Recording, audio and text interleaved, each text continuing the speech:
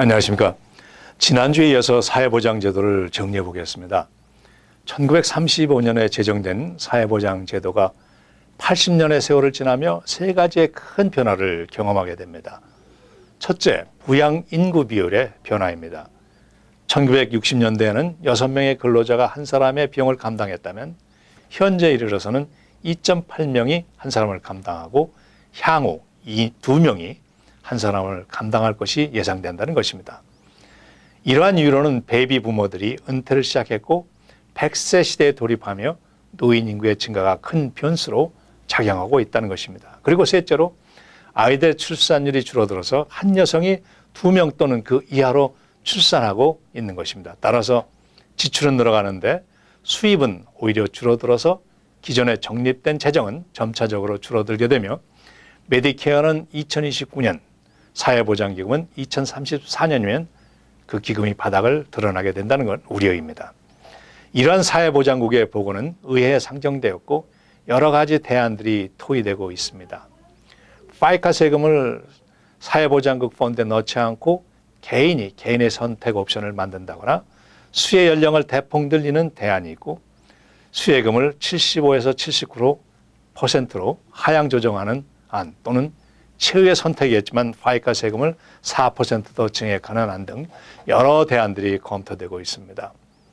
일반 시민들의 입장에서 특히 이민자들은 노후 대책에 좀 미흡한 점이 있어서 사회보장금이 유일한 노후의 수입이 되는데 의회에서 획기적인 대안이 제시되지 아니한 한 현실적으로 수혜 연령이 높아지거나 수혜금이 하향 조정되는 것을 예상할 수 있고 따라서 하향 조정된 금액으로 생활해야 하는 것을 대비해야 할 것입니다.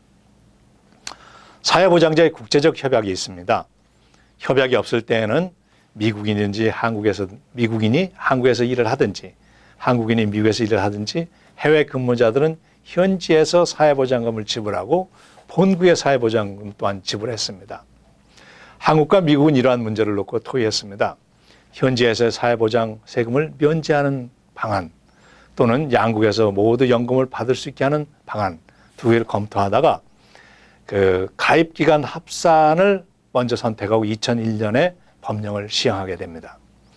가입기간 합산을 쉽게 말하면 홍길동이라는 사람이 미국에서 9년간 사회보장국에 파이카 세금을 약 9만 불을 납부하고 귀국해서 5년간 국민연금을 납부했을 경우 과거에는 미국에서나 한국에서나 10년의 납부를 원칙으로 하였기 때문에 어느 한 국가로부터 연금을 받을 수 없었지만 협정이 체결된 이후로는 양국에서 일한 기간을 합산하면 14년이 되기 때문에 미국에서도 한국에서도 양국 모두 10년을 상회하게 되므로 미국에서는 매월 80만 원, 한국에서는 매월 20만 원의 연금을 받게 됩니다.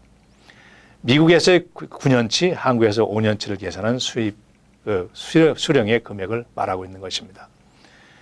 미국 연금을 한국에서 받는 경우 미국에서의 규정과 동일하게 배우자와 자녀들에게도 혜택을 줍니다.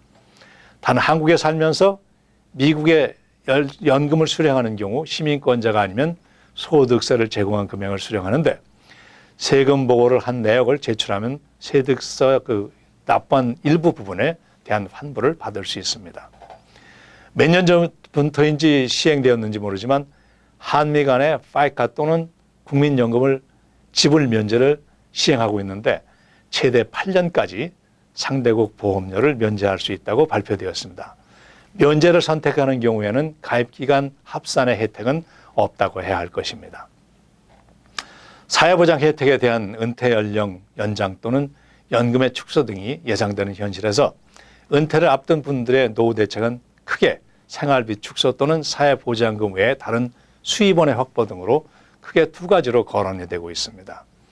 대도시의 경우 생활비 중에 가장 큰 비중을 차지하는 것이 주거비인데 주거비를 최소화할 수 있는 방법을 강구하거나 도시를 떠나 생활비가 적게 드는 곳에 정착하는 대안 또는 은퇴를 연장하고 노후에 사용할 수 있는 수입을 확보하기 위해서 계속 일을 하는 대안 등 여러 가지로 생각할 수 있습니다.